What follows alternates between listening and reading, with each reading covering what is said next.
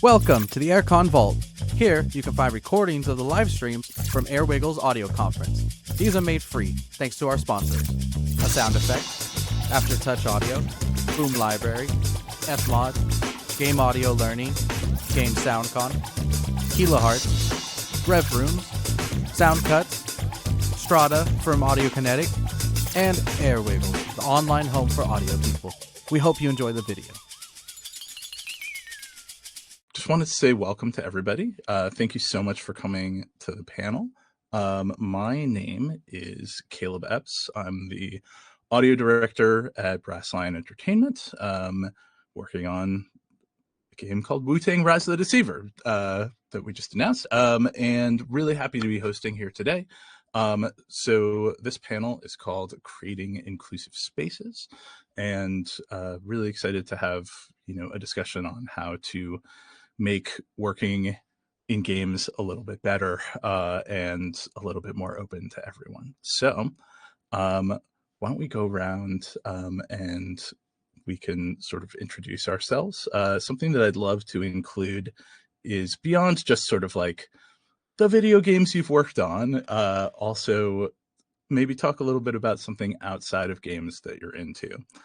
So for example, beyond I've worked on a bunch of video games, Rock Band, Call of Duty, Horizon Worlds VR, and a bunch of canceled stuff. And I really like going fishing. That is how I empty my head out when things get a little stressful. So Erin, can you kick us off? Sure. I'm Erin. My name is Erin Holmes. I entered the gaming industry I got my first official game gig in 2019, and it was this cute little 16-bit game about a queer witch going on a little adventure, which felt fitting at the time. Since then, I worked on, I guess I'm going through the progression here, but I worked on a VR coloring game at some point. That was one of my first ones, which was really cool. I got to dip my feet into VR. I was with Servios, which was a VR studio. And then currently I'm at Foremost Interactive. We work on a variety of games. One that recently has been public and I can talk about is No Rest for the Wicked.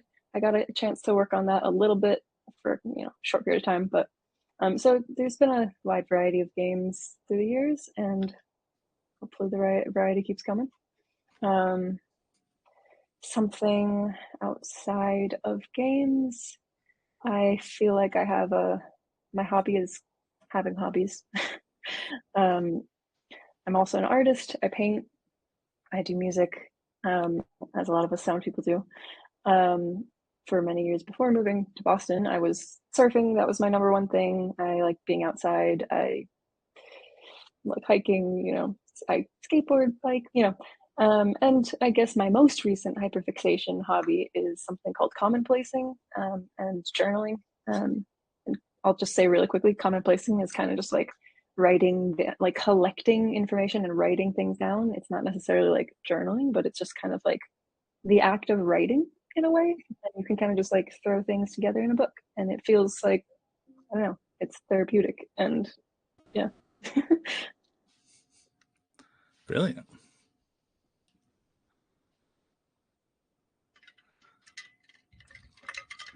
Sorry, Katharina. Sorry, I was waiting for you to say something. My name is Katharina. I'm going the other way around now, as Erin.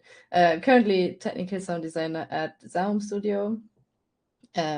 Before that, I've been a freelancer, worked on a few VR games, a few non-VR games. And before that, I was working at Boom.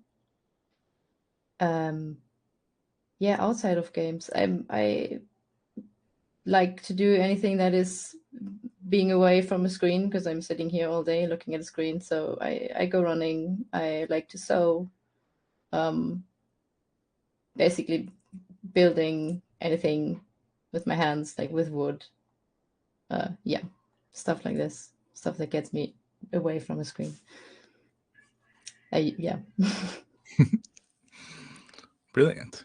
And we will have one more panelist joining us shortly, actually. Kwok, who's a composer, senior composer at Rare, will be joining us, filling in for Katie. But she is just a little bit delayed, let's say.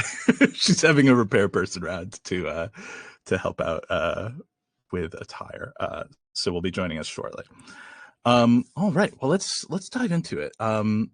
So one thing I wanted to start with was actually an echo of a question that came up during a sort of diversity in audio panel that Star was hosting at GDC, and there was a gentleman in the audience who runs a small indie studio, and he very earnestly was like, "Hi, I'm here. I really want to have my studio feel inclusive and diverse, but I'm kind of unsure of like what to start with. How do I kind of get going with making a space feel more inclusive for the folks working there?" So are there any suggestions, just thinking about sort of first steps, even like stuff that maybe seems kind of obvious to folks who might be interested in attending a panel like this? But yeah, is there anything that comes to mind for either of you in terms of like first steps to take to kind of establish a space that feels inclusive? I think the first thing that comes to mind for me is just simply asking questions. Perhaps you already have people in the company, hopefully, that there's a little bit of diversity there. If not, like, talk to people outside of your company. But yeah, just I think often people are scared to offend others by asking questions, but I will say the simplest thing, like asking someone, "How can I support you?" can feel the world to someone who's seeking it. And then, from there, maybe you can conduct like listening sessions or have anonymous surveys where if anybody wants to like make suggestions or, just give you an ability to understand what's currently missing from the system, is a good place to start. And then you can kind of dive into maybe the obvious step for companies, which is like educating the company on DEI training or things like that. But I think, just to starting is just asking questions and talking to people, I think. And then maybe one step beyond that would be just having people who share the same value, like shared value amongst the whole team is going to make the whole like process of making it happen a lot easier. Hello, Chloe. Hello. Chloe, welcome. Sorry, I did the tires guy. How did it go? Do we actually want to, before Katharina, before we sort of dive into your thoughts, why don't we sort of roll it back one question? We were just getting into our first question, Chloe, so when we had just finished intros. So would you like to introduce yourself to everybody?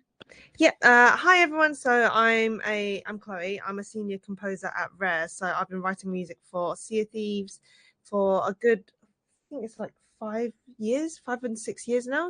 So yeah, and working on our next game, Everwild. So yeah, that's a really quick one about me. Nice. And besides games stuff, is there anything outside of games that you love to do to renew yourself? I'm currently really deep into badminton at the moment, so yeah. Ooh, right. High level badminton is like so Well, I mean, I'm not high level. I'd say I'm more intermediate at the moment. Well, lovely. So to bring it back, we were just talking about sort of first initial steps to start to build an inclusive environment. sort of, thinking about speaking to an audience that is, coming with really good intentions, but is not necessarily sort of comfortable or experienced in these spaces. And sort of where should somebody start? What are some kind of ground rules to apply to sort of to start moving your studio or your community environment into some place that feels more inclusive? Katharina, did you have anything to contribute here? I was gonna say, who are you asking? I agree with all of it with what Erin said. Talking to people is the perfect first step. Also, maybe looking at what you maybe already have in your company or in your community or whatever.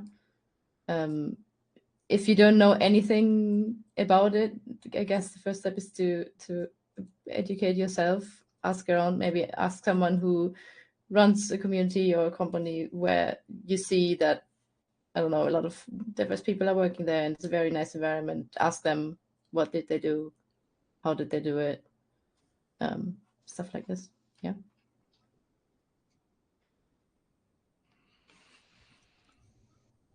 Cool. Chloe, any thoughts from you? So I'd say I feel like with diversity and inclusivity, I feel like it's still a relatively very new thing for everyone as well.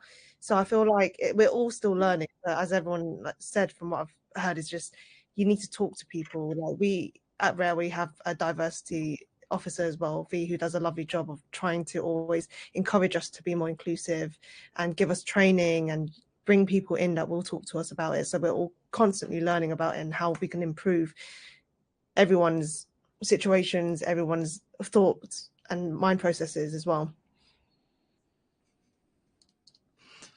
Brilliant. I'm going to try my best because I have a tendency to talk a lot, but I'm going to try my best to not contribute too much. But there was something that I did want to mention, which was an experience that I had when taking design training when I was working at Facebook, now Meta. And it was the very first day was all about breaking individuals' assumptions that their view of the world was the dominant paradigm. And so there's actually an acronym that they used, which was WEIRD, which was like Western, Industrial, Rich, and I'm completely forgetting what these stood for. Developed, I think. But looking at sort of thinking about, for example, for mobile design, that like you're like, oh, well, iPhone first maybe, but then you actually look at the world population and so much more of the world is using Android. And so that first step of being like, my perspective is not actually representative.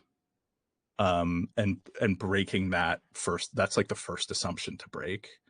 And then that leads to the asking of questions and trying to, coming from the assumption that, like, my assumption is probably wrong. And I should ask questions. So that's rad. On to the next question. Sort of speaking more personally, places that y'all have worked in your careers or communities that you've belonged to, are there sort of examples or best practices that you've found, or any particular places that you really want to shout out that are doing it well? I do want to leave this open. I hate when these panels devolve into like trauma competitions, but like if you do feel called to talk about experiences sort of what not to do, that's okay too. But would love to hear about places that have made you feel very welcome and included.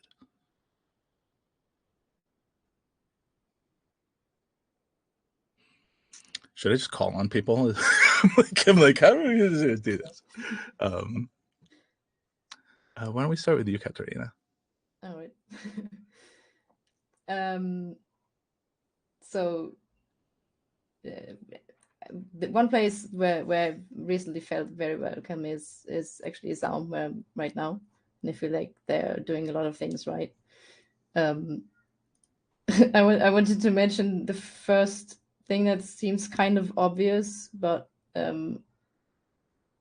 surround yourself with nice people. It sounds so stupid, but it kind of in the hiring processes, for example, that I have been involved in, we were very like a lot of focus was on hiring good and nice people, like making sure that the people we work with are, well, yeah, I don't know how to say that. Just nice and decent people, not someone said it in the chat. Just basically don't be an a-hole. Yeah, that's one obvious thing that I just wanted to mention. Yeah, maybe to someone else. Chloe, what do you think?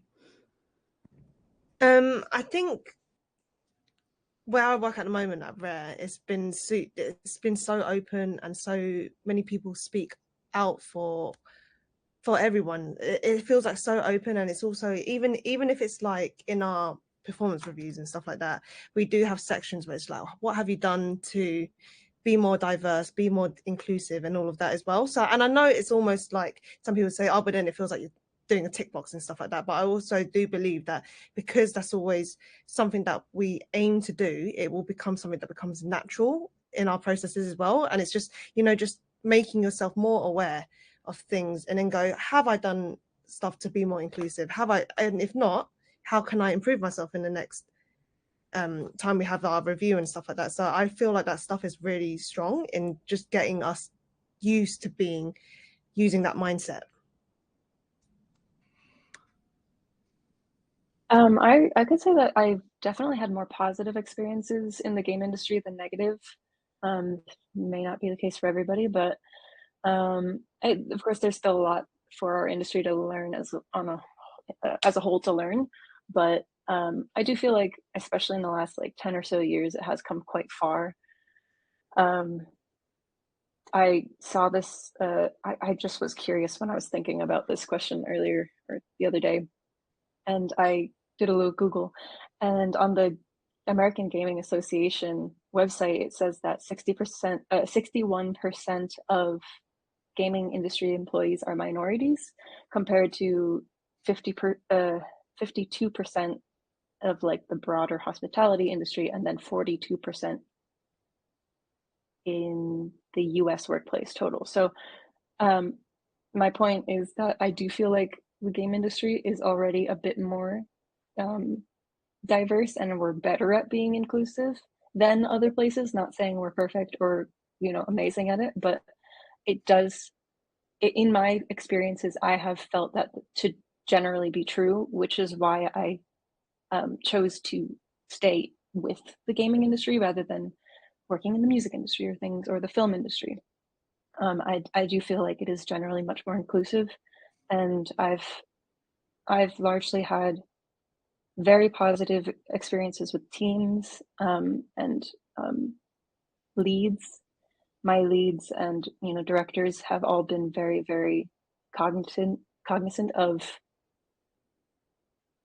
this type of like language of just being inclusive, and they themselves often were not just like cis white men as well. So that's helpful.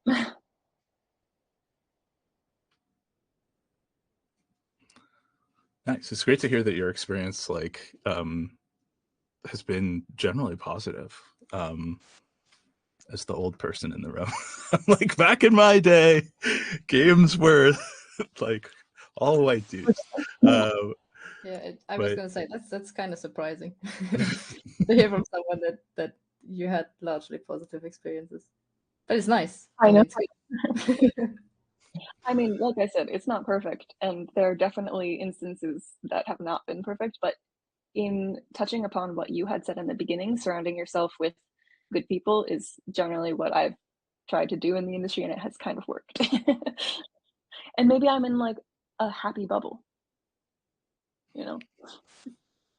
Well, I hope it's a big happy bubble and we are all in it. Yeah, I just wanted to shout out Chloe that Rare is directly incentivizing people to think about accessibility and inclusivity, just like making it part of your performance review.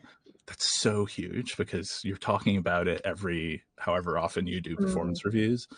And also if somebody's just like, I just want to get ahead, I just want to get like my next promotion, like they will actively be thinking about that.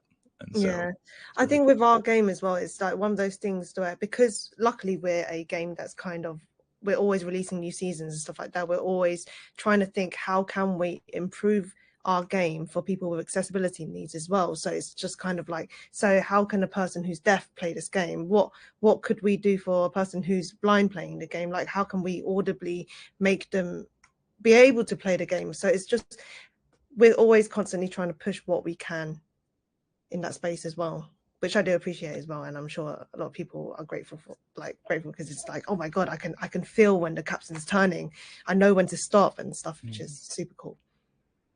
Oh, that's rad. So beyond setting up sort of inclusive environments, how do y'all think about sort of maintaining those environments? Oftentimes you can have and at least sort of speaking from a US perspective, you can have moments where there are big pushes for lots of diversity, and it can be really hard to hold those spaces over time. It's really easy. Everybody gets tired. And so like sometimes it can be quite easy to let those commitments to particular a particular set of values and let those slip over time, especially as companies come under strain, or under stress, and you start having to feel like you have to balance resources. So how do y'all think about sort of maintaining a nice inclusive work environment and renewing that commitment as as sort of a like long-term maintenance?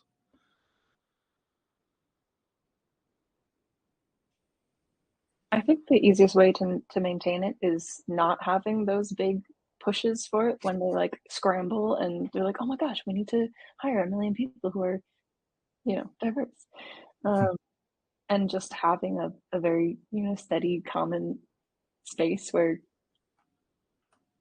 I don't know, small steps kind of thing is, and having that your team generally, like, I feel like we're going to repeat ourselves a lot in this, but just sharing those same values of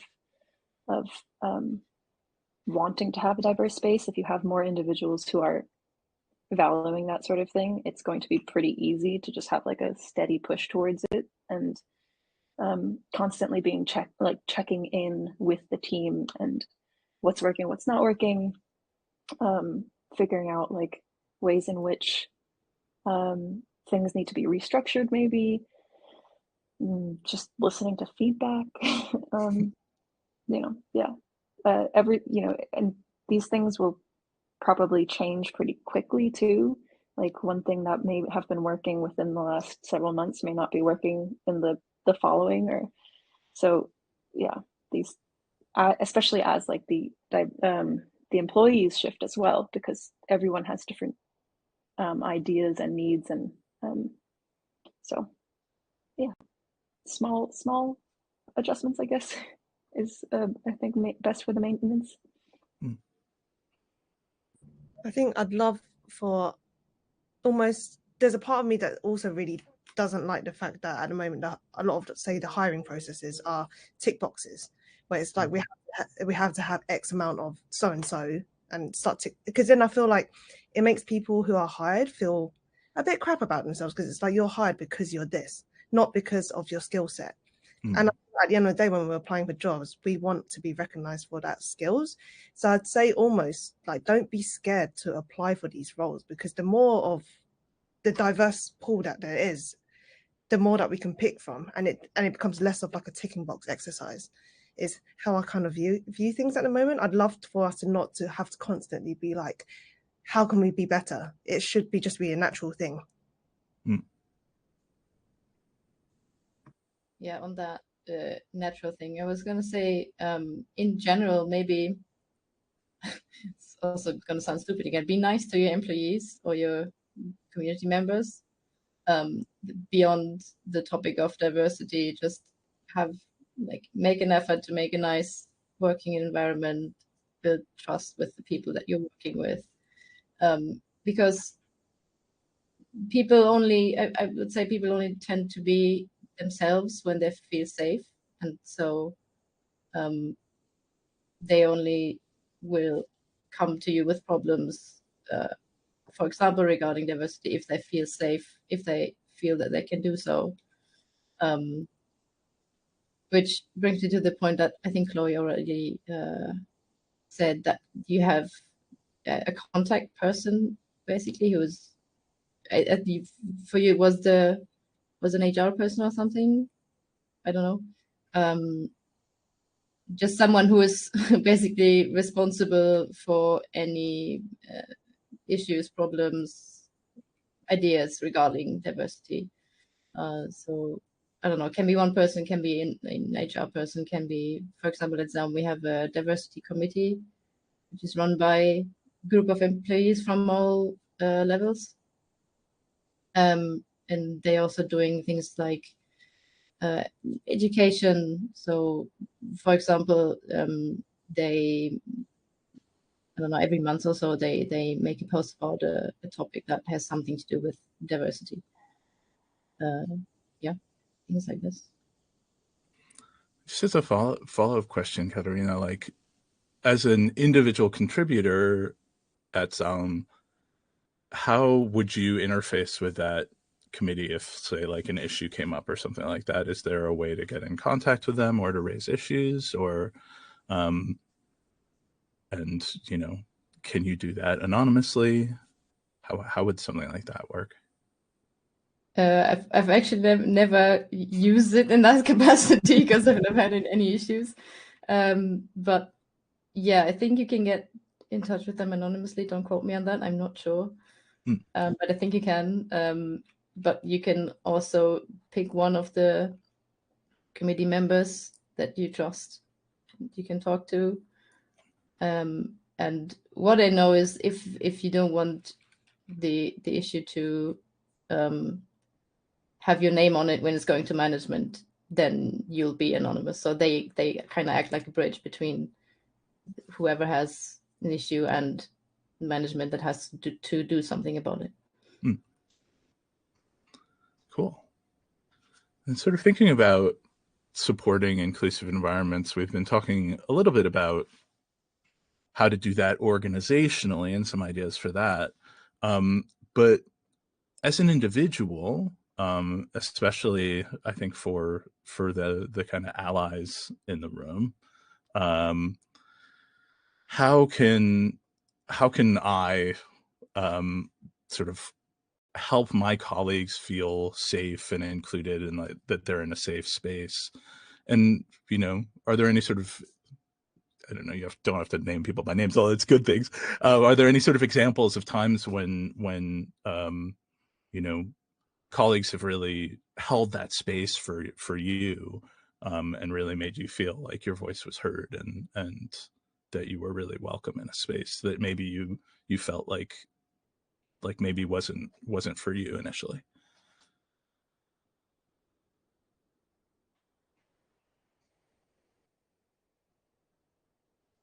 I'll start with maybe just saying a very simple thing you can do is just like share that, speak openly that you are a safe person to talk to. If you see something happen, and perhaps this other person doesn't feel comfortable speaking up, if you yourself feel comfortable to reach out to them and say, hey, I'm sorry, this happened or whatever, I saw this, I saw what happened, you're safe to talk with me if you need to, or if I can offer you support in any way, if that feels appropriate. You know, I think just like knowing you have allies, like people won't know you're an ally unless you kind of just, you know, speak up about things.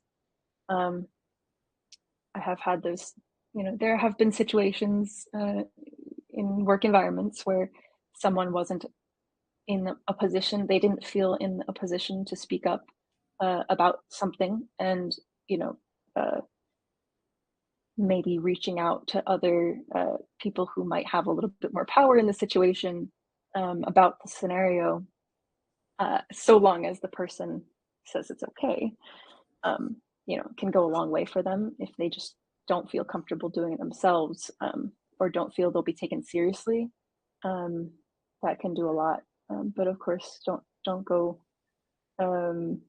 talking to people that if the thing happened to is not comfortable with that. But yeah, I think one big thing you can do just as a peer or a coworker is just let people know that you are open to help in any way if they would like, you know.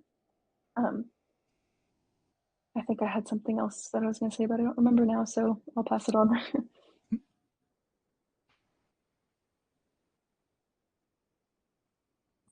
I don't really have a different take of that. I would just echo you. So Chloe, go ahead. The only other thing I would add, I feel like I just say what happens, everything that happens in my company, I guess. But we have this really lovely thing called spirit ambassadors at us, where they're designated people who have volunteered to be that safe space as well. So they have a lot of training.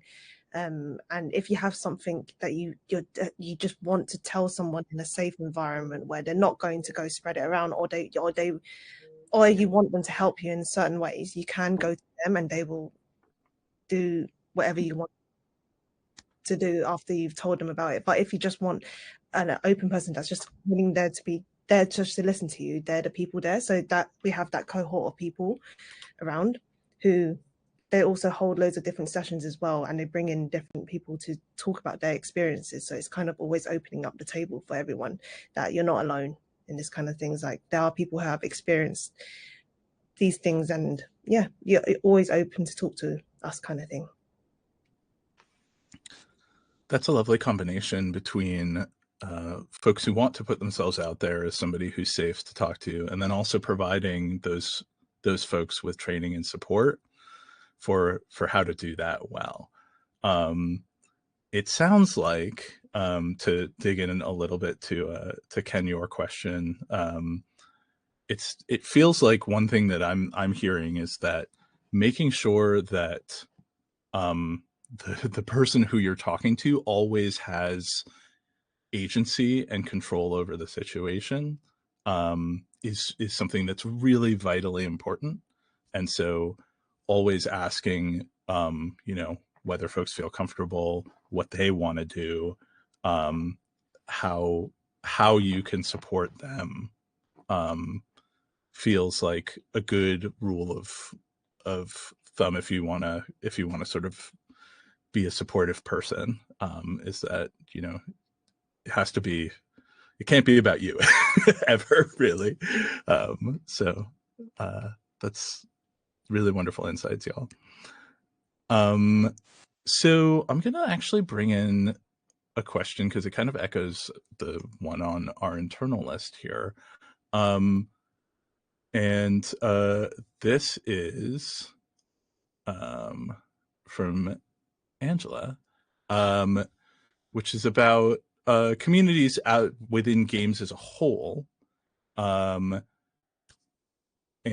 kind of how to, any advice or tips for building sort of diverse communities within games as a sort of generalized community, as opposed to just within a company. And also, are there any sort of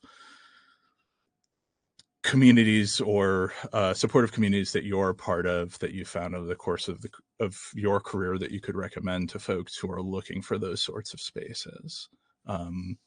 yeah, it would just be great sort of if let's say I'm like young sound designer or composer, and I really want to find a place where I can feel supported in sort of either online or regional communities.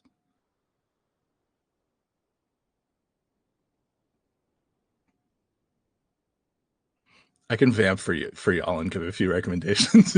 Or Katharina, you ready? I was gonna say I don't really know, because I've never built a community. I can just try and see how I would do it, I guess. So start small. Maybe you already have friends in the industry who have the same goal, and team up with them. I don't know, do a small meetup, and even if just 3 people are coming, it's already a success. Like, you reach 3 people, and then you can go from there. I don't really know much about like the diverse communities in the game industry. I feel like I'm a bit out of the loop there. I know one German community. They're called femdevs. As I said, mostly centered around German meetups in Germany, but the Discord server is in English. So yeah, it's basically community started by one person, and then it kind of grew a lot. I can put the name in the chat if you want. Sweet. Yeah, I'd say Discord is a great way of trying to connect with loads of other different people. Like, same, I'm part of like Game Audio Asians as well, where it's everyone just, it's very similar kind of backgrounds kind of thing, trying to get together. And if you're young, I'd say you're a young sound designer, you're in university, there's so many people around you there. You just connect with other people, and even go to different societies and stuff, and like try and find some people, connect with them, and just let it build organically, I guess, sometimes as well. Is always a good way to go.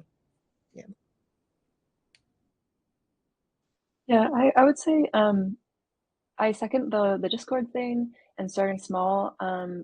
In the past, me and some old coworkers had like made a safe space, and this kind of goes back to our last question as well, and like creating that environment for yourself. But just we took a small group of us off our Slack channel and created a safe space on Discord for an open forum kind of just like a very casual venting space that we knew was safe, and we all shared the same values. And then sometimes I have heard of these types of things that kind of just they start as a small group of people from a company, and then they just grow into a larger community. As far as communities that already exist, like I guess it depends on what you're looking for. I'm sure you can just seek out what specific things you're interested in. But what I'm aware of is there's like a Game Audio Diversity Alliance, which if you're in audio, you're probably here. But that's specific to audio. And I think like finding places like that. There's like women in games. There's like I think there was one called Diversify Tech or something, but I don't know if that's like a broad tech world. But just like finding the spaces that suit your values as well. But you can build that as yourself as well. Very cool. Erin, that was such a beautiful set for me to spike. I'm the president of the Game Audio Diversity Alliance, so you should get involved. We're mostly focused on giving scholarships to young up and coming sound designers. But just to sort of pipe in here with a few shout outs. Matisse, I'll pop a link in the chat shortly. there's, for me, like Black and Game Audio has been a great space. Even just sort of like discords of nice people, like the Wholesome Squad has been great. My sort of first kind of safe space actually happened organically around music. I worked at Harmonix back in the day, and we were working on rock games, and we formed a small group of people who didn't make rock music, because like just about everybody at Harmonix was in a rock band. And so we formed a group called Oxytocin that was like all the MCs and DJs and like R&B folks and doing spoken word and stuff like that. And like that was just a really fun place to feel like the music that we loved to make was welcome to, when we were just like 70s power rock all day. Like it was kind of a lot. So yeah, that's super rad. Thank you so much for your question, Angela. And also that's just like a really cool feature. I'm like so chuffed about this live stream feature. It's rad. So the next question, I'm interested, sort of as all of y'all have navigated through the industry, y'all are all actively working right now, so you've had to go through job application processes. So I'm interested in kind of what your experience was in applying for jobs, and how those processes made you feel sort of either included or not, or and then maybe sort of some reflections or thoughts on how you think companies could improve their hiring practices in order to make sure that, as you said, Chloe, they're getting the best talent, but also reducing barriers to entry that might make folks not think that jobs are for them when they might be the best person for it.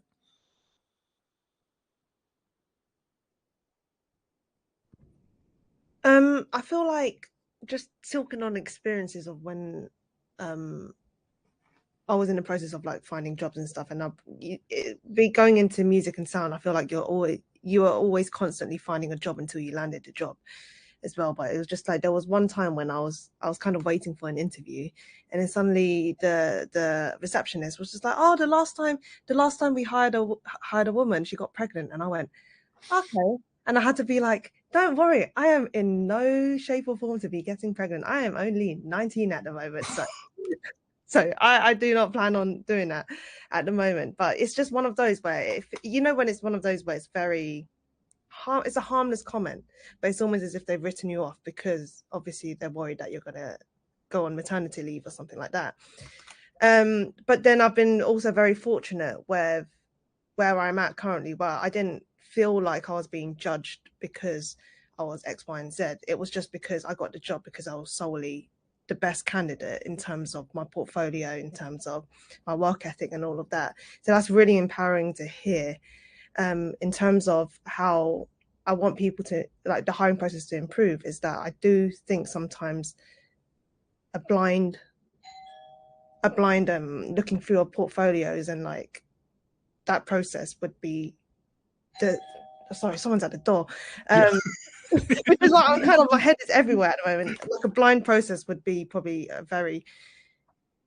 the best way to go about it for me, Cool. personally. All right. I might quickly come off camera. Yeah, you should go answer the door, make sure everything's all right. Erin, Katharina, any thoughts from you about sort of hiring processes and interviews and so forth? I think that starting with the job description and like the wording in there is kind of important. Like understanding language that is exclusive, and is possibly like putting people off of applying because they're like, oh, I'm totally not going to fit in there, or something like that. Like something as simple as, I don't know, this is like such a, I don't know, it's kind of like thinking back like 15 years to what the industry was like, but it's like, yeah, like perfect candidate is a total gamer bro, Joe, just like us, you know. It's like something like that. Like, obviously that's not gonna like paint the right vibe, you know. Yeah, like we've got a frat personality at our company, you know. So it's like something simple, like not having, you know, very, very exclusive language that discourages diversity, if you're trying to get diversity, of course. Yeah, I have an example for that. I had one company I worked with. Their website was just, I would say, very male coded. Like everything was around focused on numbers, focused on how big the team is, how many projects they've done, how many credits they have. When I was applying, the team's web site on the website only showed men. And then when I joined, I was actually the only woman. And I told them afterwards that I was a little bit scared to apply because of their website, like how they present themselves. And okay, they didn't understand why. And back then I didn't know how to explain better. But now what I would tell them now is, like, there's a thing that that's there's like male coded and female coded language. At least that's how I heard of it. So there are certain words that, for example, hello Chloe.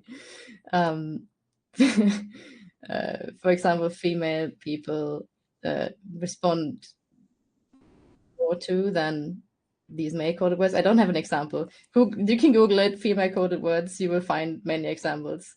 But yeah, the whole website, the whole image of the company was just not inviting for me. But I was desperate, so I applied anyway, and I got the job. And they also asked me, what can we do to, like, you're the only one. We never get applications from women. Where are they? I didn't know. I had no idea. So the only thing I told them basically was, you can just put a little, I would say, disclaimer on the applications that says we welcome everyone from every background, from like diverse background, etc. I don't know if they ended up doing that. Yeah, but they wanted to get more inclusive, but they didn't know how, and they didn't make an effort. So that was the whole problem around that. And as the opposite, I would say, happened at Zaum, where they actually think about these, like the language, what they write in the applications, etc., how they present themselves. It's just very different experiences. Sorry, go ahead. I was actually just going to basically second what you said, like with seeing like pre-existing diversity on the team is definitely way more encouraging than like you said, only applying to a company whose website features just like men and often just like white men. And so yeah, absolutely being able to see that the company already has diversity. And of course it's like it goes along with how do you know, like some people might be questioning, how do I show that if we currently are like, we're trying to grow that, but you know, in that case, you know, you just try to perhaps like make a disclaimer that you're trying to foster that sort of environment. But yeah, for example, definitely knowing that, like for me personally, when I have applied to places, just honestly seeing a team lead that is diverse makes me feel a little bit more comfortable.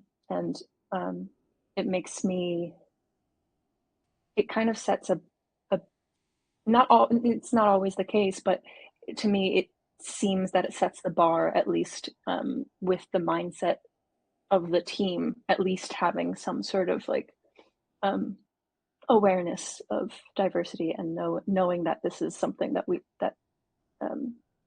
needs to be focused on.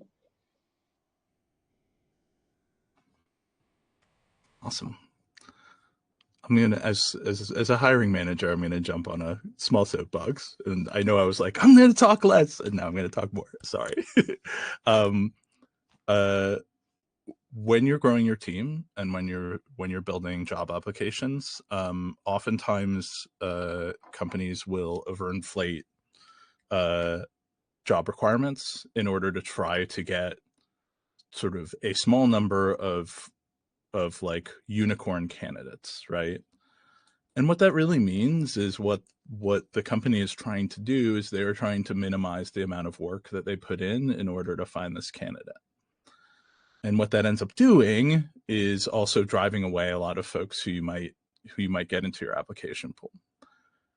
I would actually recommend that you underinflate the requirements for your application. You are going to get a sea of applications. That's going to happen. And it means that you need to sign up for the work to go through all those applications to find the folks who you really want to talk to. But that's how you're going to find the best people, and that's how you're going to encourage a more diverse pool of applicants. And applicants from backgrounds who, folks who might be wanting to do a career change or things like that. And then one sort of other thing, just to like toot my own horn, I mean, not mine personally, but my company's at Brass Lion. We, we're a studio that's like explicitly very committed to diversity and diverse stories. But we always make sure to, if at all possible, have a diverse interview panel for every step of the interview, so that somebody who's coming into an interview is very likely to see somebody who looks like them, and somebody who can, help them feel welcome and seen and represented at the company. And yeah, I think that's like super duper important. Anyway, off my soapbox. Back into moderator mode. So we have a ton of really great questions from the audience. So I'm going to abandon our list of questions and let's start diving into these. They're super, super awesome. So let's see. This is an interesting one. Are there any tips? This is from Bobby. Any tips for de-escalating conflict within a diverse team? Conflict is going to arise sometimes. How do we make sure that folks don't sort of retrench into their places of privilege or hierarchy, and sort of start building factions? How do you make sure that everybody feels listened to when things go wrong, not just when things are going right?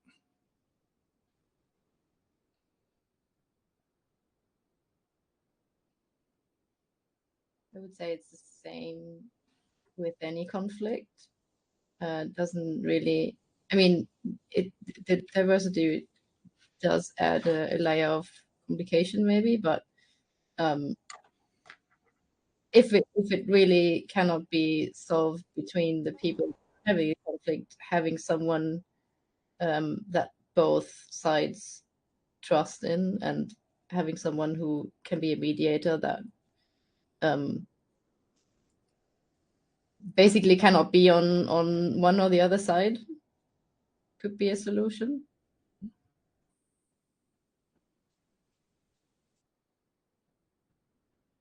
Yeah, that's basically what I was about to say, was just having a neutral party involved if it gets to that point. But yeah, again, I'm trying to figure out a way that like just general conflict de-escalation doesn't apply to a diverse. I guess it's, in some cases it's more sensitive, because there are some people who might feel more attacked because of certain things. They probably or possibly are already feeling some sort of imposter syndrome. So, you know, maybe there are just like more questions and more specific questions that need to be asked. But I think generally the same conflict rules apply. Sorry, I don't have any much more. I'm just gonna echo Katharina and Erin because I don't really have too much more to apply in this situation as well. I was also thinking about if we think about neurodiversity,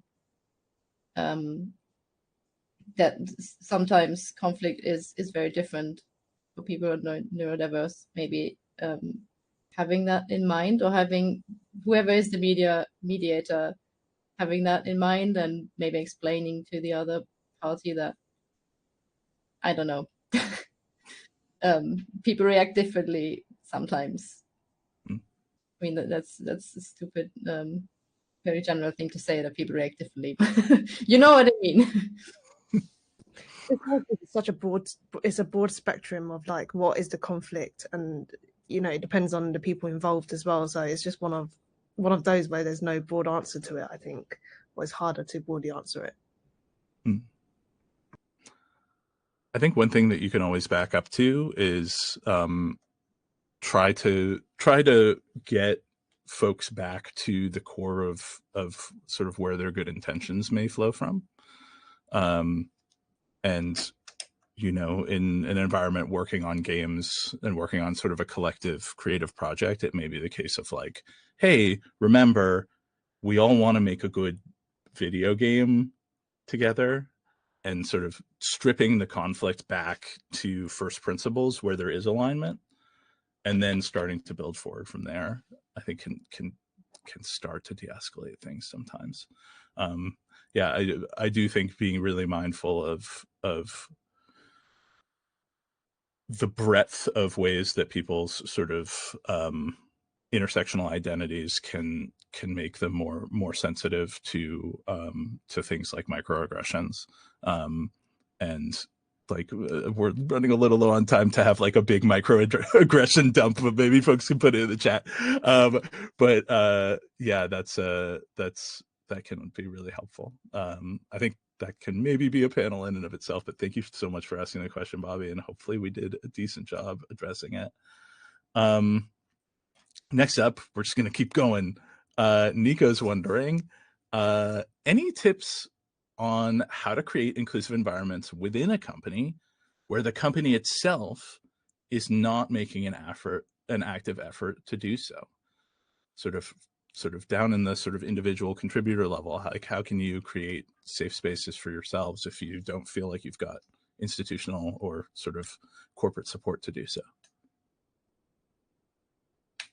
Yeah, I feel like this also kind of goes back to some of the things that we said earlier, in that sometimes you just start something as simple as a channel, like a Slack channel or a Discord channel. That's personally what I've done, where I felt the space was lacking.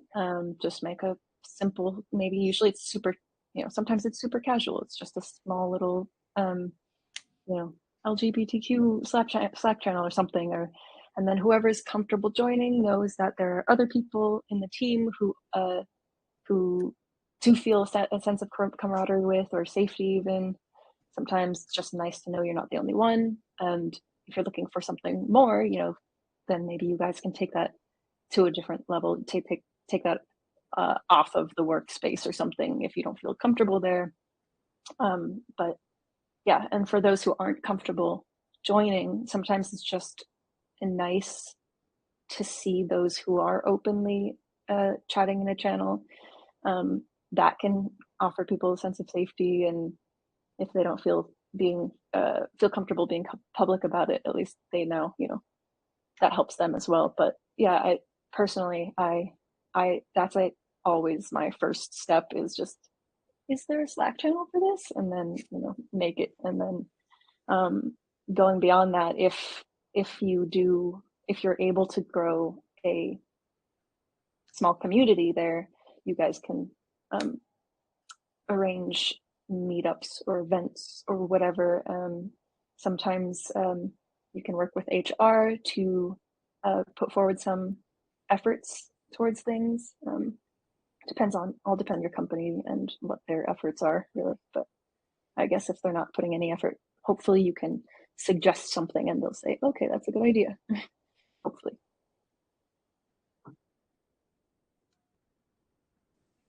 Maybe if that group, I was build a subgroup, and maybe if the group continues to grow and lots and lots of people join, it might also put pressure on your company, being that there's so many people who made a space for themselves because they want the space like that, but they are not giving you one. Yeah, maybe that will help already, seeing that there's an initiative from the employees.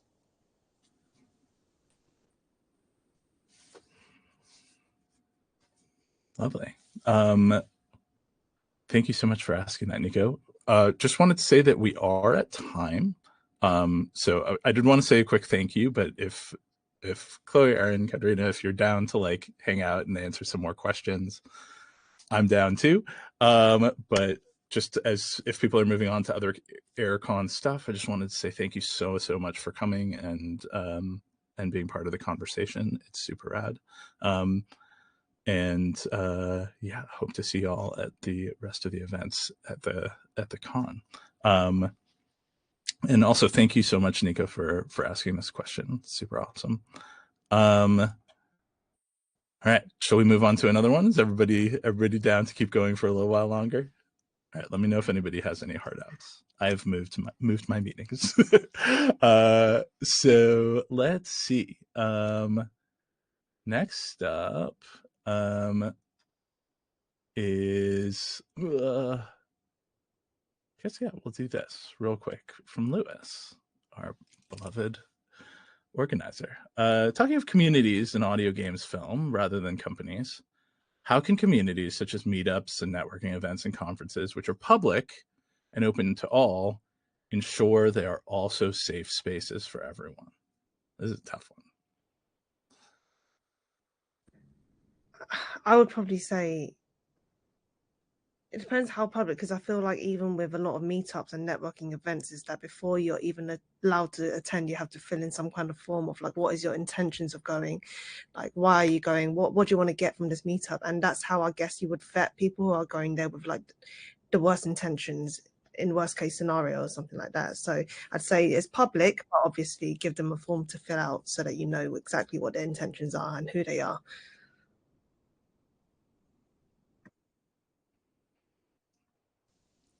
Maybe have a system, I would say, a reporting system for if anything happens, that people know where to go to. So that's more on the organizers to make sure.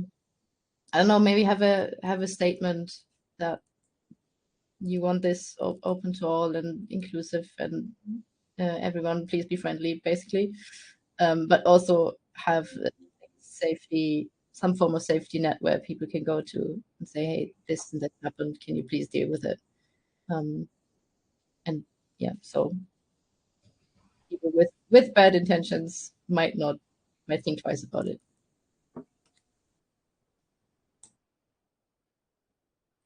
I agree with both of those. Those are very good points. And yeah, I mean, I don't want to say like having repercussions because that seems a little extreme, but also just having a sense of accountability for people who want to kind of make a space less safe for others. Yeah. Yeah. I'd also add just like alcohol has a tendency to cause problems. So I think we're not yet doing a great job of having, like, you see more and more alcohol-free meetups, but I don't think we're doing a super great job at creating lots of those. But yeah, there's lots of other ways to just get together. Cool. Let's see. Ken, we can do this. We have a little bit of time. So Ken wants to know, I think it would be useful to hear about what makes a space not feel inclusive. What are some small common things in the workplace culture that may be easily dismissed but problematic aspects of the environment? Speaking on this might help those unintentionally contributing to this behavior be more aware. And yeah, like, yeah, assuming that everybody's coming with good intentions, like, and also feel free to shut me down on this of like, Caleb, I don't want to trauma dump, but like, but yeah, are there some examples that folks, you know, might not be aware of ways that they're contributing or you know, microaggressions that are really common in the workplace that you know, we can help shut down here today? I have an example, personal example that is very it's like one of those things that seems really like a non-issue maybe to some, and then to others it's a big issue. So it's like, okay, so essentially when let's say there's a meeting and somebody's addressing the room, sometimes people will say something like, hey guys, or, which I'll just say, first of all, personally, this is just a very this is also a very personal individual thing. Personally, throughout my life, I have not felt uncomfortable by the use of guys, because for me personally, again, personal, I know this is not the same for everybody, but for me personally, that has kind of become like a neutral term. I know like a lot of people feel very uncomfy by that, but that personally, that is just my experience. I don't feel uncomfortable by that, but I should also add that maybe that's because I also have gone through like a gender journey myself, and I don't feel particularly feminine, so I'm not like, you know, I'm more gender neutral myself, so I feel like that type of thing doesn't bother me. However, in the same sentence that this person was addressing the room, they said, you know, hey guys. They also saw that I was there and quickly adjusted themselves and said, and gals. So they said, hey guys and gals, which immediately they were meaning the best. They were trying to make me feel included, but in that particular moment, for me, it made me feel called out and excluded, you know? So just guys in that way, I mean, sure, you could just say, hi, everybody, rather than just specifically calling out one other person. But just using terms that are a bit more broad and neutral, so as to not run into these types of things, because again, like I said, like, it's very individual. Some people might feel very uncomfortable by being addressed by like guys, whereas yeah, so in that particular instance, I had spoken to the person about it, and they, you know, we discussed it. You know, I told them that it made me feel uncomfortable, but that's not the case for everybody. We had a discussion about it. Everything was fine. But yeah, that's just like a very, very common thing that we do that you don't even think about, that it could possibly make someone feel a little uncomfortable. So try not to single out people, be like, oh, I see there is one non-man in this room. I'm going to say, you know, something gender specific, or, you know, so I'm rambling, but I hope that made sense.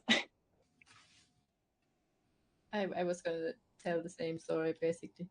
The company I mentioned before, usually emails were, because they were all men, emails would start with "Hey boys" or something like this, and then once I was there in the team, they started to say like "Hey boys" and "Cat." So basically, worst thing you could do. Although they meant well, they wanted to include me, but they like took a bit of a wrong turn. And I also wanted to mention that just because you are some form of diverse person in a company doesn't mean that you know all about it and that you want to talk about it. So if someone comes to me asking about, hey, how, I mean, it's a nice thing to do, asking about how can we make the place feel more included? What would you do? I'm not an expert. I'm not a diversity manager. It's not my job to make the company more diverse just because I am, let's say, the only woman in a team of men. That's also very common, I think.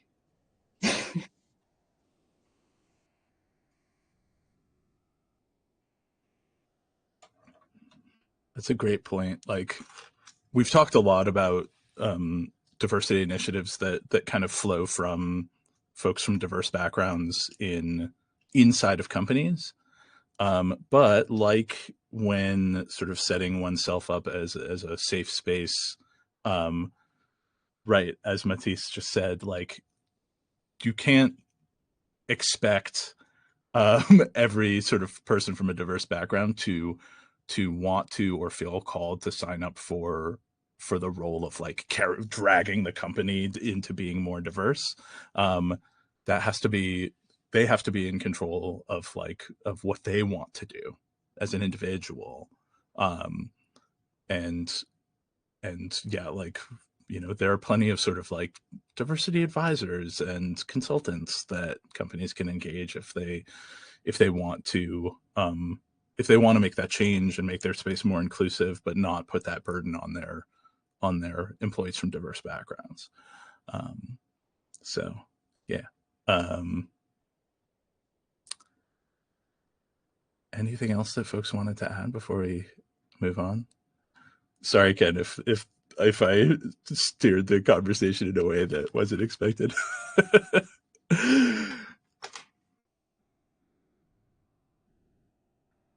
I'm trying to like, there is like an example for me, but it's just more, I don't know. I don't really, you know, when you can't really almost contextually say it in a way where it's just almost, I feel like when people can be curious and ask you questions, there's also like a way of asking questions where it doesn't feel offensive almost. So it's almost like, say I've got colleagues that will ask me about my culture and stuff like that, but then sometimes the way that they're asking is like, but why do you do it like that, kind of thing, rather than why. Like it's there's a tonal differences sometimes when you're asking questions of being curious and just being like, well, why would you do that? It's so weird, kind of thing as well. So I'd say sometimes just being a little bit more tonally aware of how you're asking things would be like super nice. Yeah, totally agree. As a like ambiguous brown person, Yeah. like, what are you? Question. Rather than like, oh, like, where are your parents from? Yeah. Lovely. All right. We got a little bit of time for maybe one more. So let's see. Ooh. This is an interesting one. Okay. Annie asks, do you have any thoughts or advice for individuals who want to attend game industry events, meetups, etc., who have accessibility needs that aren't met by the event, but want to ask in advance for them to put things in place to meet those access needs?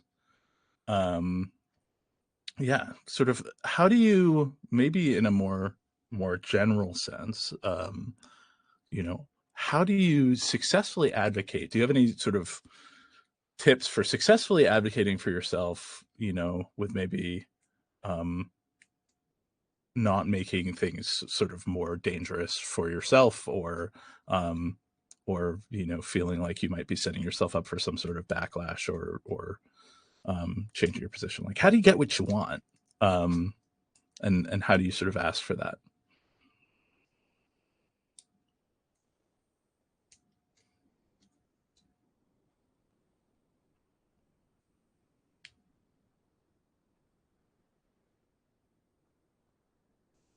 No one knows. No, I really don't know because I don't have any accessibility needs, and I have no idea actually.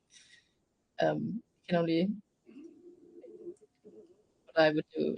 I guess what I would do is if it comes down to asking for what you need or not doing it and going to the event in the hopes that there might be something, I think I would be the person who would just ask, be annoying, and make sure that I can actually the event that I want to attend. But I know it's different for other people. So I can only speculate. Yeah, same. I think I've only speculated, but I always feel like it's worth an ask as well. Because if you don't ask, maybe you don't get, and maybe they're super accommodating to be like, oh, don't worry, I'll definitely have that in mind. Let me get someone to help you with this, or like, let me give you a safe space, all of that as well. So just see how they respond, really, I guess. And if they do come back with some kind of like quite a negative connotation to it, is it worth going to this event? Really? Yeah, I second all that. And maybe perhaps if you don't feel personally comfortable reaching out directly to the event, like if it's a big event or something, perhaps there are organizations you can reach out to that are open to helping people with accessibility issues and having diverse needs. And maybe there is somebody you can reach out to there who can work with that event if that's the case. Yeah. Whenever I'm negotiating for something, I always like to set things up as like trying to reach a conclusion that feels like both sides are winning. I'm sure that these events want more people to be able to come. So coming from that standpoint with your ask of, I think we'll set you up for having a more productive conversation of having like, assuming that they want you to come, can avoid, and this feels like a little bit like posturing yourself in a way that you might feel a little uncomfortable with, but just thinking about like, well, do you want to go? The thing you want to avoid is a response that's dismissive or defensive, right? And so, yeah, trying to initially set things up as like everybody's winning, right? Like, and sort of maybe assuming good intentions from the get will help to set the tone right. And as Erin said, great advice to bring in an advocacy organization if you're not getting what you need, because they can sort of, I think have a better, an easier interface with large corporate organizations that are putting on events, things like that. Hope that's helpful, Annie. Okay, we have one last one. 1 minute. Okay, this is anonymous. With the current emphasis on work from home environments, oftentimes communication can lose that personal touch. We were just talking about this. I wonder if this contributes to difficulties in how inclusive or accepting workmates might be, i.e. someone might come off cold or rude in text communications. Yeah, how do y'all feel about the sort of working from home or text communications versus face-to-face, and how does that change the way people communicate? I feel like I definitely use a lot more emojis and GIFs now, just so that I don't come across as like I put a full stop and then, oh my god, they're angry with me kind of thing. I don't know. I always try and I flower up my texts a lot more now, just so that it doesn't come across a certain way. So that if I do it a certain way, I'm angry at you. Yeah. I would say that you have to learn how people communicate. You have to there's a ramp up period in understanding someone's communication style, because some people don't use all the fun emojis and stuff. So you have no idea. And I have for sure, when moving on to a new project with a supervisor I haven't worked with before or something, I'll be questioning does this I'll just overthink all the things. I'm like, is this is this a backhanded is this are they is this sarcastic? Is this and I'm maybe already sometimes feeling you know, I've gone through phases where I'll be feeling some imposter syndrome. So then those texts might come off to me like cold or rude, but then I have to step back and think. And what I've done in those situations is, you know, I've talked with other people who have worked with those supervisors before and been like, what's their style? You know, is this normal? Is this, you know, and so that can kind of help you not jump to conclusions. So for sure it has made a difference. And I have had to catch myself like reacting to things because I think someone's like, you know, calling me something, but it's not actually true, you know. Yeah, it's definitely easier to jump to conclusions, but gotta kind of learn someone's style and check yourself as well. Sorry. I would say if you're unsure of how things are meant, just ask. Yeah, I do this a lot because English is not my first language. Jokes often go over my head. I don't understand things. I've lost every. I just ask if I don't understand anything, something, or something comes off. I just basically say, hey, how did you mean that? It sounded a bit to me like you're unhappy with me, and then most of the time people is just no, it's all fine. It wasn't meant like that. So that's my advice. And if you cannot fix it in a text message, ask them to jump on a call. If it's, I don't know, big discussion, long text, it's always easier to speak in person than having text messages going for ages. Yeah, I guess it's always worth it as well if you do feel like you may have offended someone, like during like a conversation, a text conversation in a group setting or something where you're discussing something. I think it's always worth, just in case, reaching out to someone as well to be like, by the way, just in case you felt like I was being rude, I totally wasn't. It was just discussing a debate kind of thing on how we want to do this feature X, Y, and Z kind of thing. So if in doubt, I'd say just reach out. There's no harm in there. They'll most likely say, oh no, I wasn't fussed about it, and you know, it's all daisies and rainbows after that. So Make sure to include a daisy and a rainbow emoji as well. Yeah. Well, wonderful. It's good to just reassure people often. It's never a bad thing. Totally agree. Well, lovely. We've reached the end of our panel, plus another 25 minutes. So thank you, everybody, for hanging out. And really appreciate everybody coming here. Chloe, Erin, Katharina, thank you so much for your time and your expertise and your insight. And thank you, everybody, for coming and contributing. Please enjoy the rest of AirCon. And thank you so much again. Have a lovely day, everyone. thanks all. Thanks.